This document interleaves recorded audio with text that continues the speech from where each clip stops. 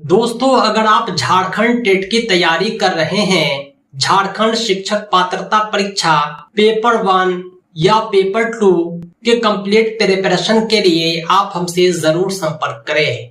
हम Jharkhand teacher eligibility test के दोनों पेपर के कंप्लीट कोर्स को कवर कर रहे हैं। आप हमारे बैच को ज्वाइन कर सकते हैं।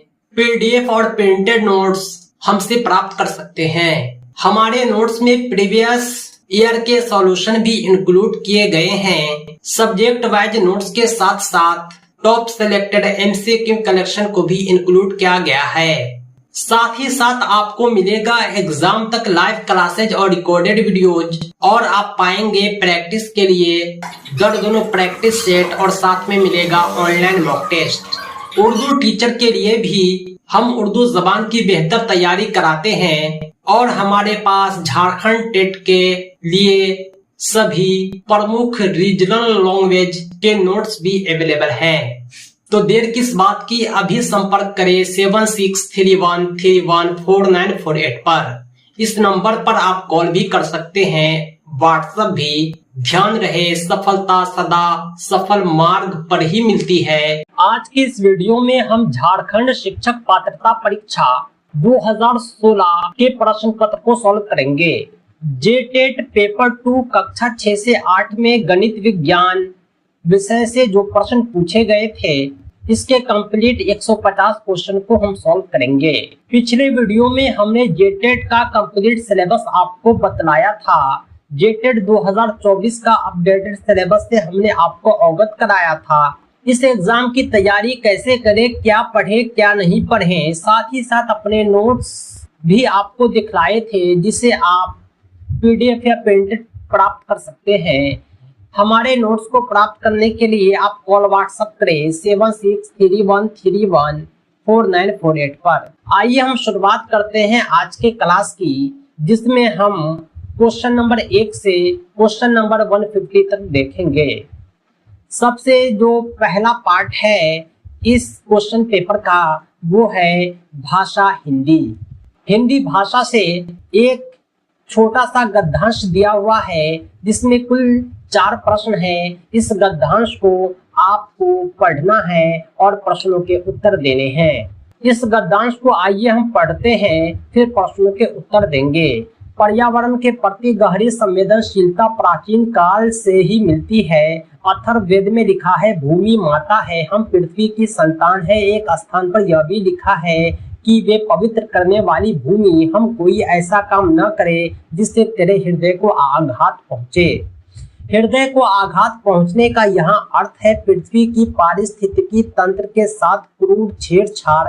हमें प्राकृतिक संसाधनों के अप्राकृतिक और असीमित दोहन से बचना होगा। आज आवश्यकता इस बात की है कि विश्व के तमाम राष्ट्र जलवायु परिवर्तन के गंभीर खतरों को लेकर आपसी मतभेद भुला दे और अपनी अपनी जिम्मेदारी ईमानदारी से निभाए, ताकि समय रहते हुए सर्वनाश से उबरा जा सके।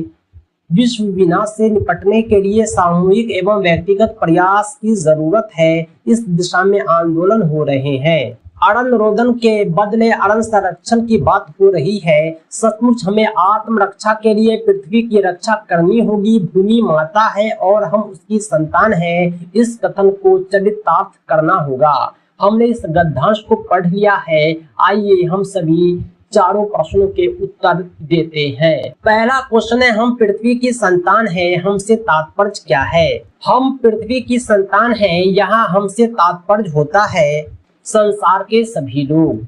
ये पृथ्वी सिर्फ मेरा नहीं है, सिर्फ आपका नहीं है, सिर्फ भारतवासियों का नहीं है, बल्कि संसार के सभी लोगों का है। संसार में जितने भी लोग हैं, सब के सब इसी पृथ्वी पर रहते हैं, इसी पृथ्वी की संतान हैं, इसीलिए हमसे तात्पर्य संसार के सभी लोग हैं। अगला क्वेश्चन है, पर्यावरण का संधि विच्छेद कीजिए। पर्यावरण का जब आप संधि विच्छेद करेंगे तो परि जोड़ आवरण होगा। परि का अर्थ होता है चारों ओर, आवरण का अर्थ होता है घिरा हुआ। हम चारों ओर जिससे घिरे हुए हैं वो पर्यावरण है। चाहे पेड़ पौधा हो, चाहे भूमि आकाश हो, चाहे हवा पानी हो, पशु पक्षी हो, जीव जंतु हो, सब के सब पर्यावरण में काउंट होते हैं। अगला क्वेश्चन है तीसरा नंबर, सर्वनाश से उबरा जा सके। उबरा का अर्थ क्या होता है? उबरा शब्द आमतौर पर बोला जाता है, बोलचाल में उपयोग किया जाता है। सर्वनाश से उबरा जा सके यानी पूर्णतः बर्बाद होने से बचा जा सके। उबरा का अर्थ होता है बचना, बचा लेना। अगला क्वेश्चन है चौथा नंबर, गद्यांश में चरितार्थ करना का उल्लेख है, इसका आशय क्या होता है? चरित्र से बना है, चरितार्थ करना, इसका आशय होता है सिद्ध करना। किसी भी चीज को आप साबित करेंगे, सिद्ध करेंगे, उसे दूसरे भाषा में चरितार्थ करना कहा जाता है, यानी विवेक से बतलाना, उसको पूर्णता प्रूफ करना। क्वेश्चन नंबर 5-6 जो है वो इस प्रकार है कि इस पद्यांश को ध्यान पूर्वक पढ़े, नीचे प्रश्नों के उत्तर दें। ये छोटा सा पद्यांश है, आपको इसे पढ़ना है और प्रश्नों के उत्तर देने हैं। आइए हम इसे पढ़ते हैं। उपयुक्त उस खल को न यद्यपि मृत्यु का भी दंड है, पर मृत्यु से बढ़कर न जग में दंड और प्रचंड है। अतएव कल उस नीच को रन मत जो मरूं न मैं, तो सत कहता हूँ कभी शस्त्रास्त्र फिर धरू न मैं। अथवा अधिक कहना व्यर्था है, पार्थ को प्रण है यही, साक्षी रहे सुन ये वचन रवि शशि अनल अंबर मही। सूर्यास्त से पहले न जो मैं कल जयतर्त वध करूँ, तो शपथ करता हूँ स्वयं ही अनल में जल मरूं। ये जो पोएम था छोटा सा हिंदी का, इसको हमने पढ़ दिया। अब 5वां क्वेश्चन है, पार्थ की क्या प्रतिज्ञा है? इसको जब आप पढ़ेंगे तो पार्थ की प्रतिज्ञा है जय दर्थ वर्ध करने की। 6वां क्वेश्चन है, रवि शशि अनल अंबर एवं मही के पर्यायवाची कर्म हैं। रवि का अर्थ होता है, पर्यायवाची का मतलब ही होता है अर्थ बतलाना, यानी ऐसे शब्द जिसका अर्थ सेम हो, जिसका मीनिंग सेम हो, सेम मीनिंग वाला।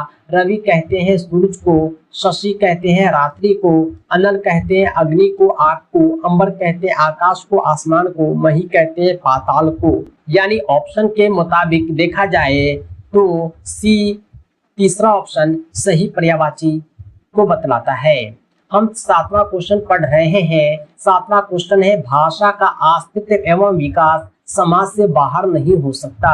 यह कथन किसका है? भाषा से संबंधित जो यह कथन दिया है कि इसका अस्तित्व एवं विकास समाज के बाहर नहीं होता है, समाज के अंदर ही होता है, यह कथन ओरोडिन का है। ओरोडिन नामक मनोवैज्ञानिक ने भाषा से रिलेटेड यह कथन दिया था कि भाषा का अस्तित्व हो, भाषा का विकास हो, समाज के बाहर नहीं होता है। अगला क्वेश्चन है, भारतीय भाषाओं को संविधान की किस अनुसूची में शामिल किया गया है? हमारे देश की जो भाषा है, भारतीय भाषा है, इसे संविधान की 8वीं अनुसूची, 8वीं अनुसूची में शामिल किया गया है। सेना नायक शब्द कौन सा समास होता है? सेना नायक, सेना नायक जो है तत्पुरुष है, क्योंकि इसमें एक ही पद प्रधान है।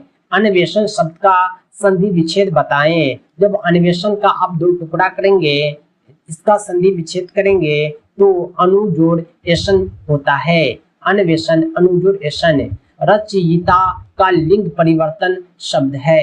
रचयिता का लिंग परिवर्तन करते हैं तो रेचित्री बनता है। कोई भी रचना हो, उसका जो लेखक होता है, रचनाकार होता है, अगर वो पुरुष है तो उसे रचयिता कहते हैं, अगर वो महिला है तो उसे रचयित्री कहते हैं। 12 नंबर क्वेश्चन है, मुसाफिर खाना किस प्रकार का शब्द है? मुसाफिर और खाना ये 2 शब्दों के मिल से बना है, इसलिए यह यौगिक है।